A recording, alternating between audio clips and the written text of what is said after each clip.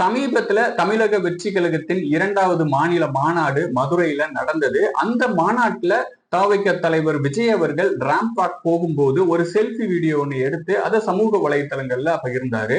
அந்த வீடியோ எல்லா இடங்கள்லயுமே பெரிய அளவுக்கு ட்ரெண்ட் ஆச்சு. குறிப்பா Facebook, இன்ஸ்டாகிராம்ல ஒரே நாள்ல 1 கோடி லைக்ஸ் கிடைச்சது.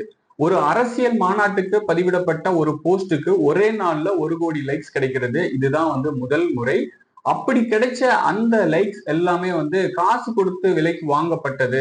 அதுவும் குறிப்பா பங்களாதேஷ் மாதிரியான வெளிநாடுகள்ல இருந்து டிஜிட்டல் கிரியேட்டர்ஸ் நிறைய பேர் இதுக்காக வேலை செஞ்சாங்க அப்படிங்கிற மாதிரியான ஒரு குற்றச்சாட்டை தாவேக தலைவர் விஜய் அவர்கள், பொதுச் செயலாளர் ஆதவ் அர்ஜுனா இவங்க மேல யூடியூபர் மாரிதாஸ் அவர்கள் ஒரு குற்றச்சாட்டை முன் வச்சு ஒரு வீடியோ ஒண்ணு போட்டிருந்தாங்க. இது உண்மையிலேயே ஃபேக்ஸா வந்த லைக்ஸ் தானா, Facebook, இன்ஸ்டாகிராம் மாதிரியான பிளாட்ஃபார்ம்ஸ் எப்படி வேலை செய்யுது, அதுல இருக்கக்கூடிய சேஃப்டி ஃபியூச்சர்ஸ் என்ன அப்படிங்கிறத பத்தியும், அது மட்டும் இல்லாம 2019 தமிழ் தக்கார் சேனல்ல Facebook அக்கௌண்ட்டுக்கு நடந்த சில முக்கியமான சுவாரஸ்யமான நிகழ்வுகளை உங்களோட இந்த காணொலியில நான் பகிர்ந்துக்க போறேன்.